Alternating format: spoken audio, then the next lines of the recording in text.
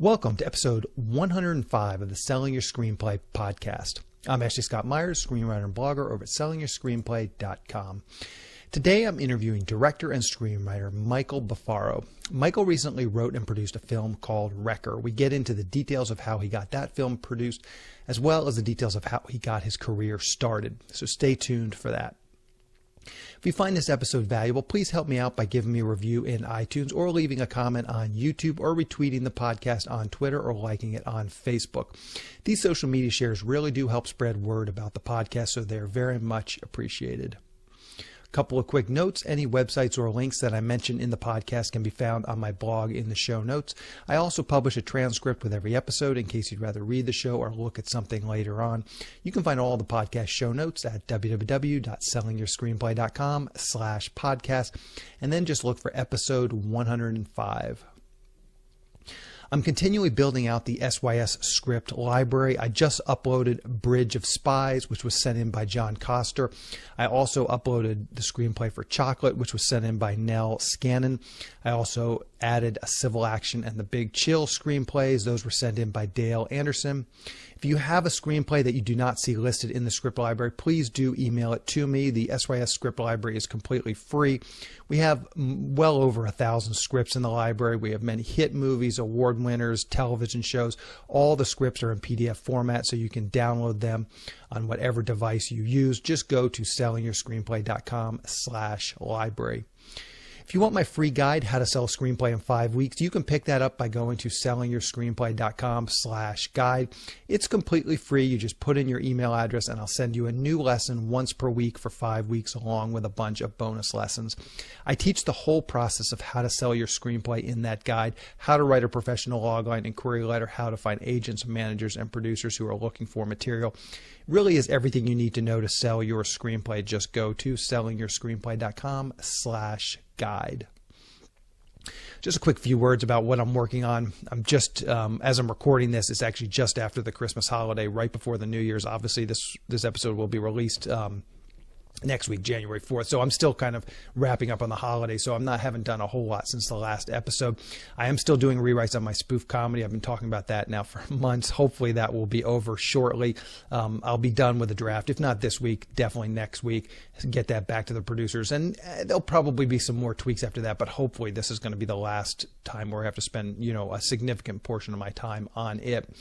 Once that's done, I'm definitely going to devote my full attention to my Kickstarter campaign and get that up and running. As I've mentioned, I've been talking about this for a few months as well. I'm still on pace I'm still in good shape to launch that in mid-January.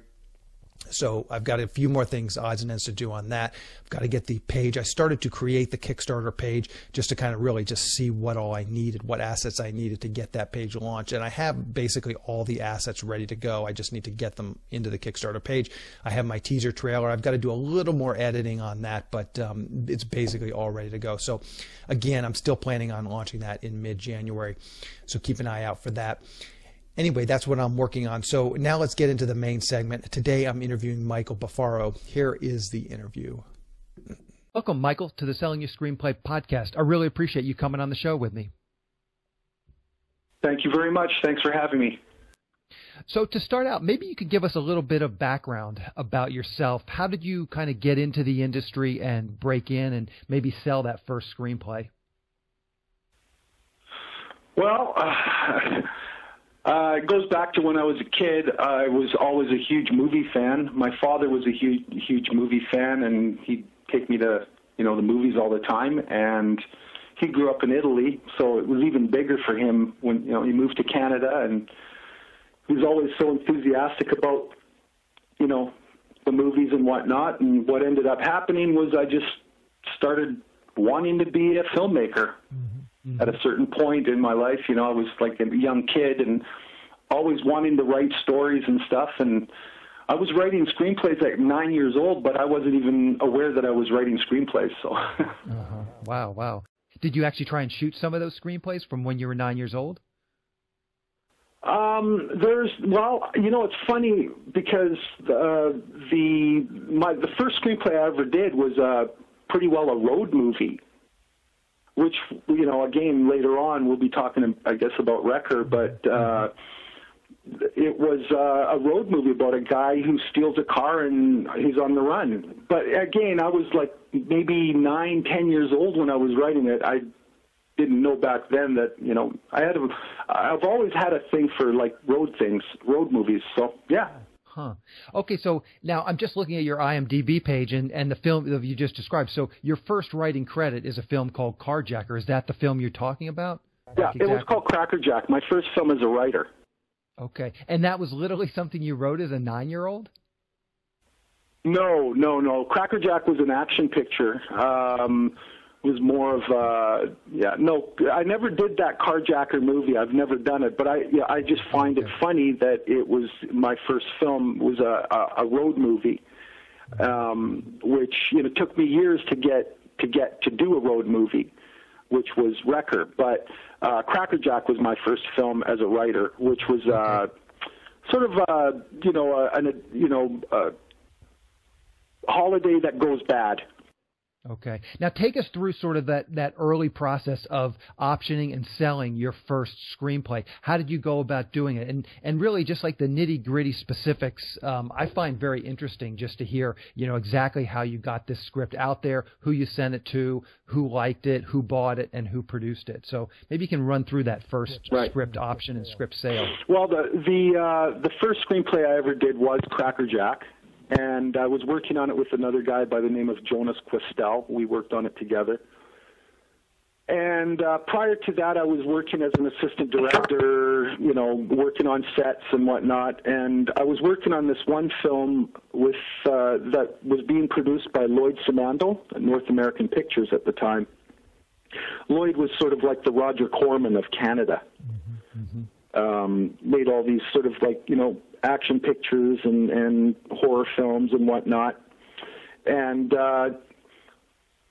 I just was working on one of his movies one day, and once we finished that movie, I went up to him and asked him. I said, Lloyd, you know, I went to see him at his office one day and said, how, what would you want if I wrote you something? And he goes, at the time, he says, Die Hard was huge at the time, the movie Die Hard. He says, write me a Die Hard.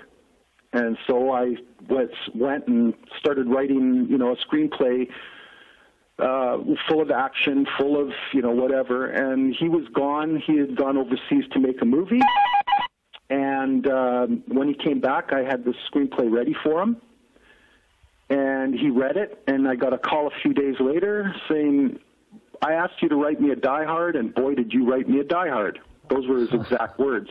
And I was excited, and he says, I'm going to make your movie, and good job. Okay. And so I got lucky because I knew a lot of, you know, I knew people in the business, you know, working with them and whatnot. That's how Crackerjack got made. That was my first movie. Okay, perfect. You know, and spent a lot of time, you know, just making sure that I did something that that other people might, you know, want to see and would want to make, especially the producers.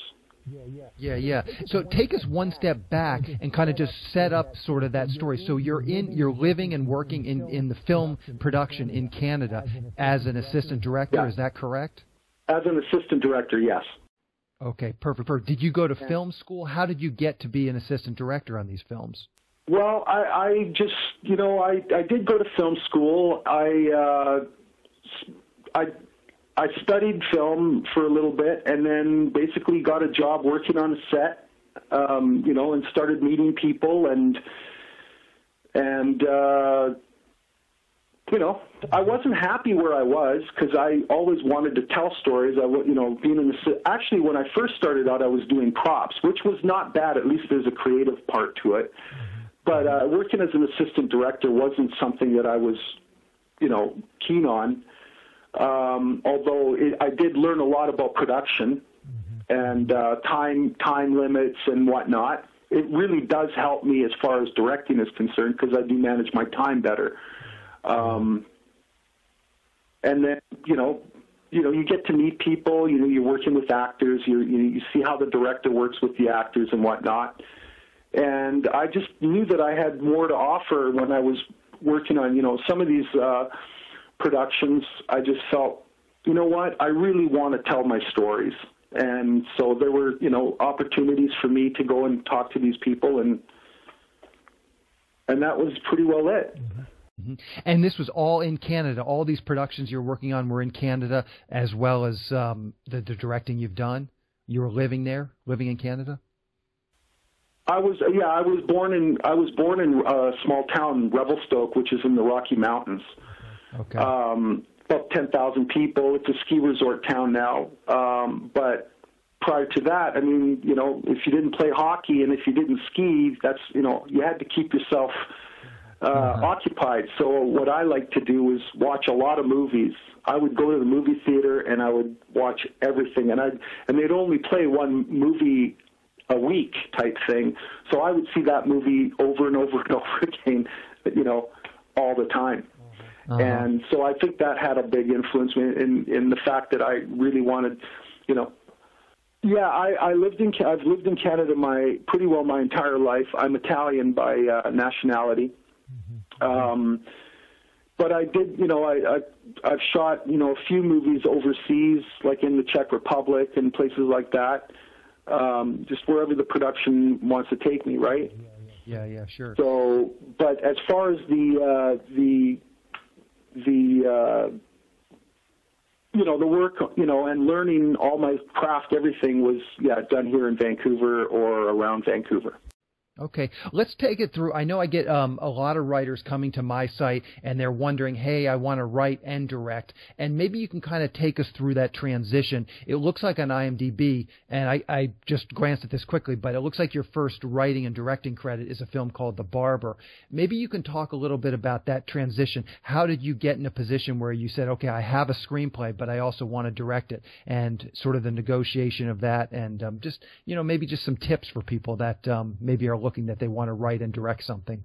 I was really fortunate. I worked with Evan Tyler on a project a few years, a year prior to a few years prior to The Barber. I had done a movie called For a Few Lousy Dollars. I was directing that film. Evan had come to me and asked me if I'd look at the script. I did a polish on it and everything, and I ended up directing the film as well. Mm-hmm. So that was sort of like my break as a writer. Mm-hmm. I mean, Cracker Jack was my first screenplay as a writer. For a Few Lousy Dollars was my first my first directing gig where I'd actually written a bunch of stuff, not really getting a credit for it. And then that just led to, my relationship with Evan Tyler over at Industry Works. Mm-hmm. We ended up doing The Barber together. Just because we had that relationship. I'm sorry, what was the question again? No, I think that answers the question. I was curious how you made that transition. Okay. And it sounds like a great tip is you went in and directed something that you hadn't necessarily written, and that actually then gave you some leverage when it came time to write and direct the same story. Let's dig into Wrecker and just talk about this a little bit. Maybe just to start, you can give us a quick logline for the film. Oh, yeah. Well, it's basically the story of two women that go on a road trip and encounter, a bad guy on the road. Mm-hmm. Mm-hmm. And maybe we can talk a little bit about the idea. Terrible log line. I mean, I'm terrible at giving log lines. Yeah. That sums it up. Maybe you can just tell us a little bit about kind of where the idea came from. Where did this idea? What was sort of the germ that sprouted this idea? Well, I mean, I was on a road trip once. I grew up in Revelstoke, a small town outside of, it's about, 6 hours from Vancouver. It's in the Rocky Mountains, so you're sort of in the middle of nowhere. There's not that much around. Mm-hmm. Mm-hmm. And as a young man, when I got my driver's license, I was always driving around, going on road trips. So road trip movies are, your mind wanders a lot, you're on the road by yourself, And one time I was actually working on a movie, and working on a film. I was going away just to visit Revelstoke because we were going to be shooting a movie there. Actually, it was when I was doing The Barber. And I've always had this idea in my head, but I never really thought about it until one day when I was at this one place at a gas station, and I overheard these two young women talking. They were arguing about where they were going or something. And, you know, my mind, like whether they had gone the wrong way. And so then my mind started going on this sort of like little, you know, venture with these two girls. I was starting to think about what if they'd taken the wrong road and blah, blah, blah, and who are they going to encounter? And Duel, I remembered the movie Duel, you know, The Hitcher, movies like that, where you don't know who you're going to encounter when you're on a road trip. So I started thinking that. And I was having coffee with Evan Tyler one day, who, again, he's at Industry Works.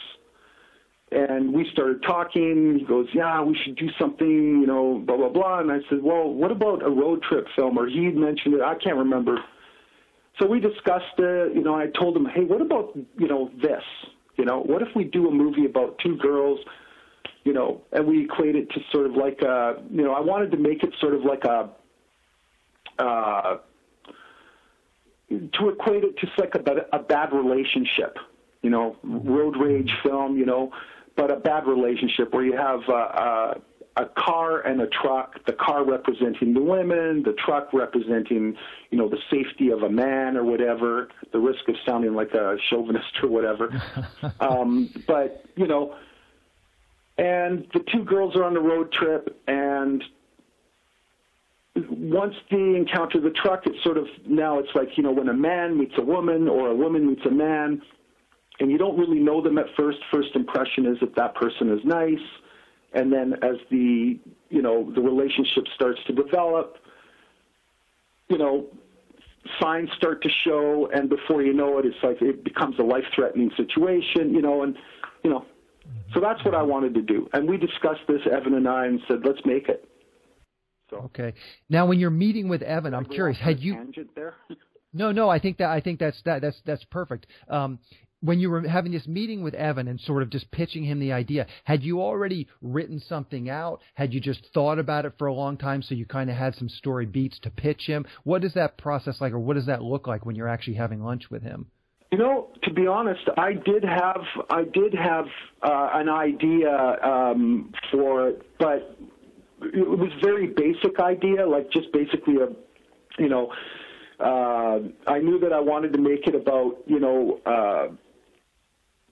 a bad road trip. Mm-hmm. And then, sort of, I always knew that. I just wasn't sure what we were going to, like, how it was going to be. Like, I knew that it was going to be about two girls. I didn't want it to be like, too close to Duel, for instance. I wanted to bring in other influences like The Vanishing, the movie The Vanishing. Mm-hmm.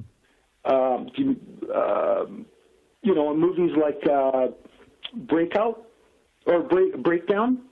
Mm-hmm. Yeah. So those types of films, and just sort of build it. And we didn't. We just started talking about it and developing over coffee. Mm-hmm. Mm-hmm.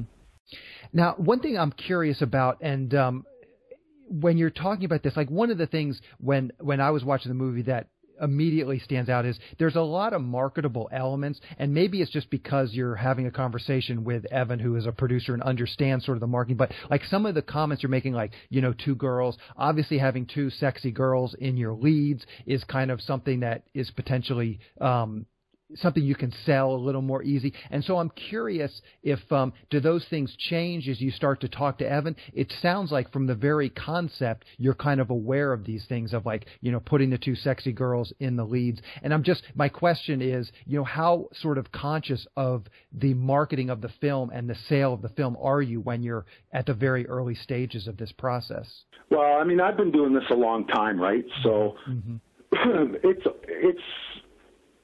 it's something that, again, I didn't go for the sexy girl thing. They're good actresses, right? Mm-hmm. Mm-hmm. So I just wanted good actresses. I mean, I had a tough time finding the right person to match Anna. and I found Drea. She was fantastic. She actually, the way I wrote the character in the script was, it was she nailed it the minute she sat down in the chair in front of me. And but anyway, going back to your question, the sexiness, again, it is part of the business. It does influence you when you're making the movie. Producers want certain things, distributors want certain things, and you have pretty well accommodate. I don't know really what the question, what you're actually what you're asking. Sorry. Yeah, no problem. I guess I'm just always curious to hear how kind of conscious are you when you're conceiving of these ideas? Like, as an example, do you come up with a bunch of ideas and realize that they're just not marketable, so you don't sort of pursue them? Whereas some of these other ideas, you have a understanding that, hey, this is something that Evan might really like, so I'm going to pitch him this idea as opposed to these 5 other ideas that maybe don't have these things. Just how conscious are you of sort of these marketing? What I do, when I set out to write a screenplay, especially, it's always something that, would I really like that film?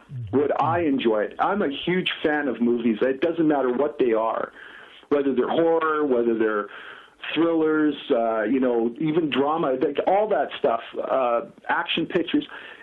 As long as I can sort of see myself going, wow, I would love to direct that film. Mm-hmm.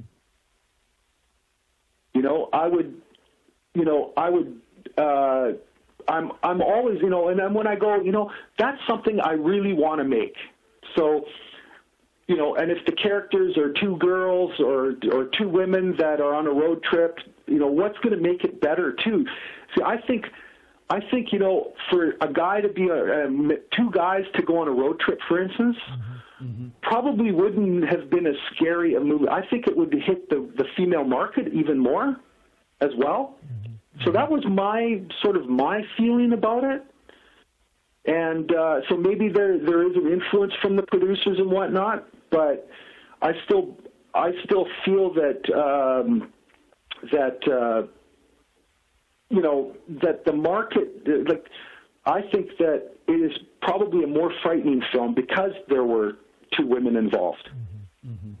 Yeah, sure. If you get my drift.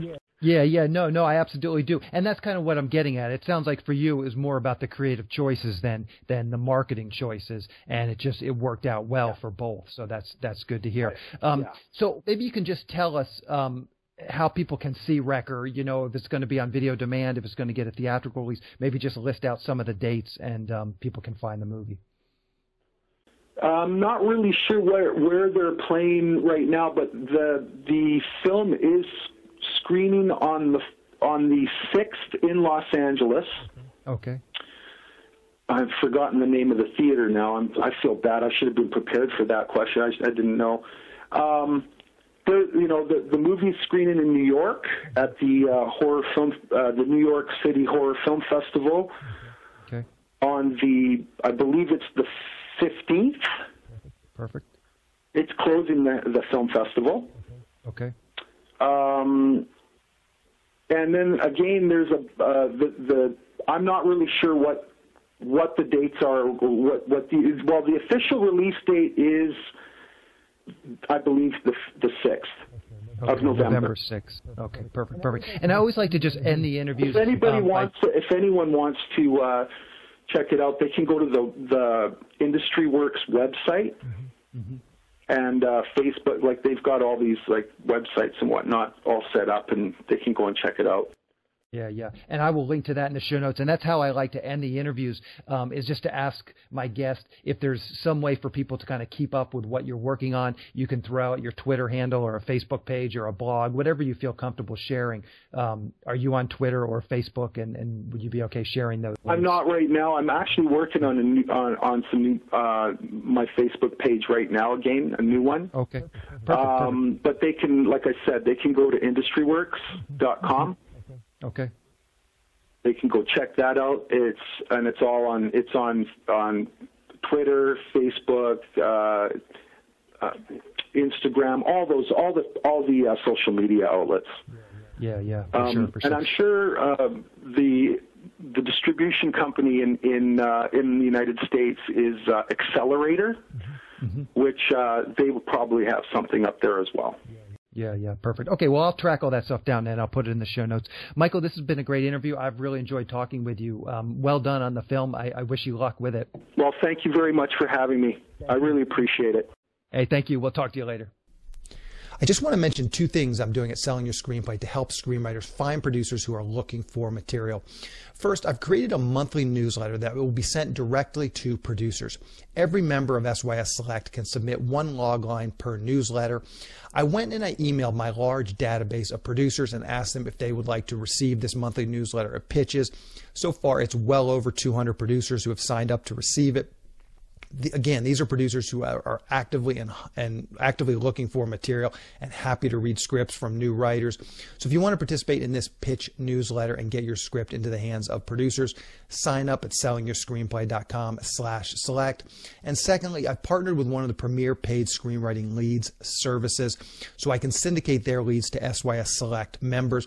There are lots of great paid leads coming in each week from our partner.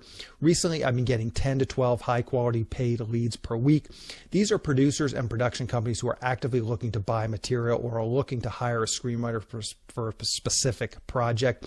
If you sign up for SYS Select, you'll get these leads emailed directly to you several times per week.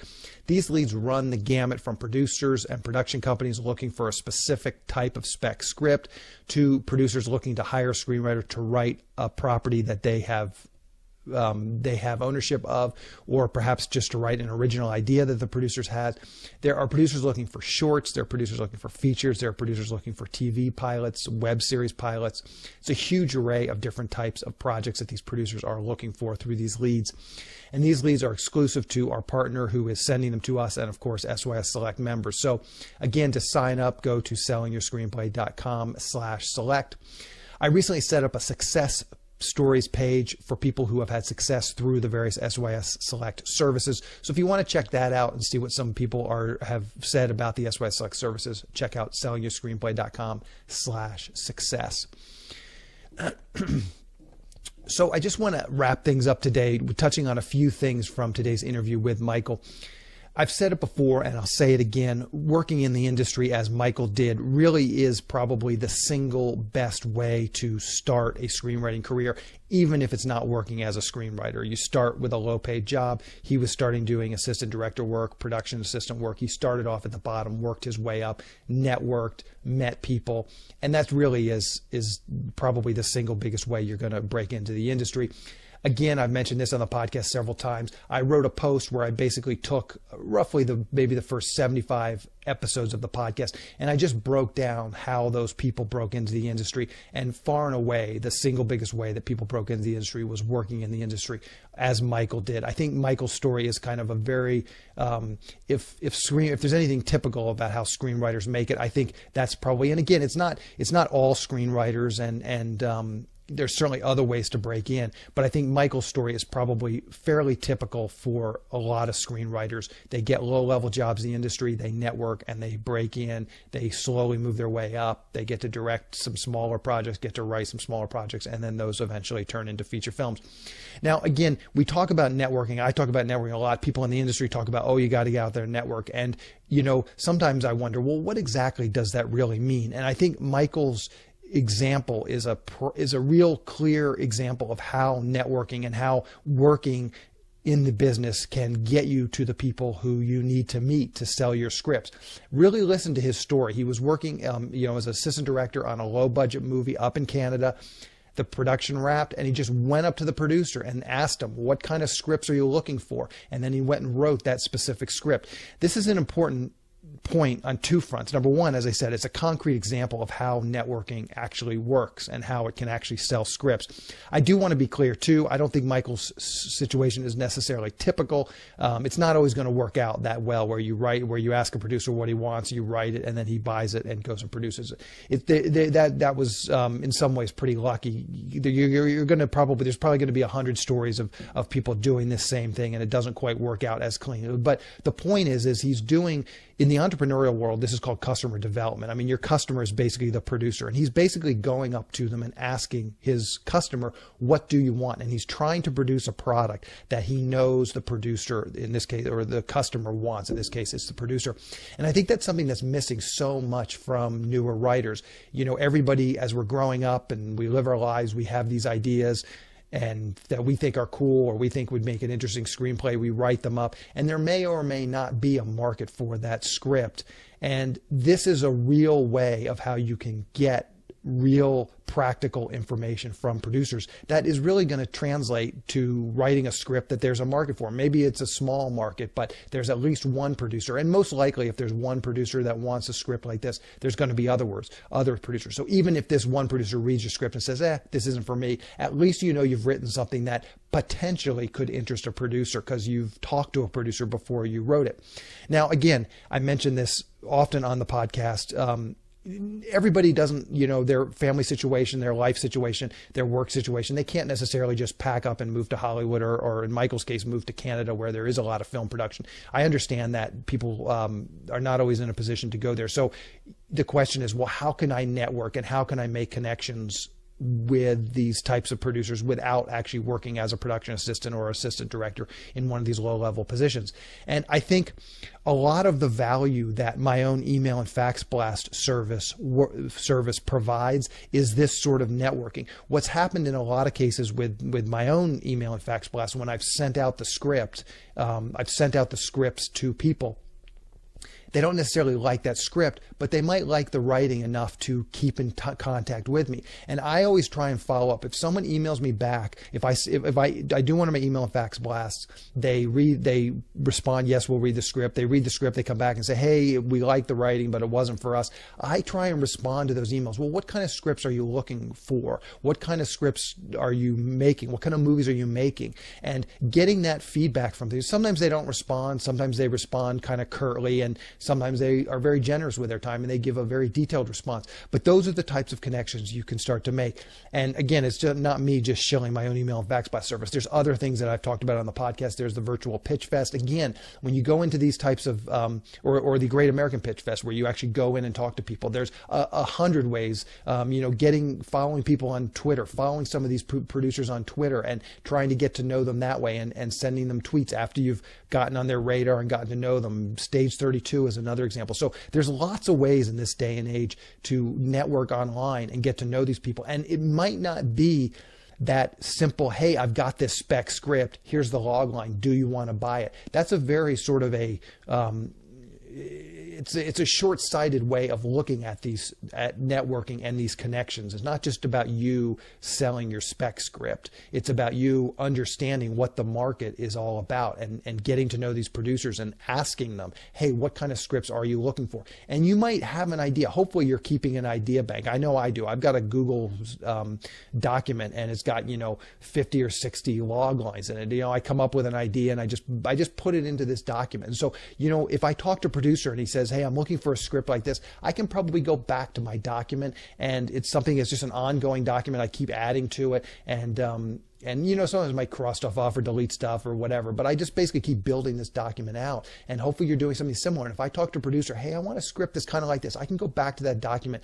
and look through it, and I might find some ideas that, are close to what he's looking for, and then maybe I move those sort of higher up and start to think about those a little bit more. But this, as I said, in the entrepreneurial world, is called customer development, but I think it's something you really want to consider. And whether you're working in the industry as a PA or a second unit director or whatever it is, you want to get to know these people, and you can do it. You can do it online. You can do it virtually. You can do it pretty much now from anywhere in the world. And again, it's not just about selling that spec script that you think is great. It's about, writing scripts and getting to know producers who are actually producing movies and potentially writing something that they might want to produce. Anyway, that's the show. Thank you for listening.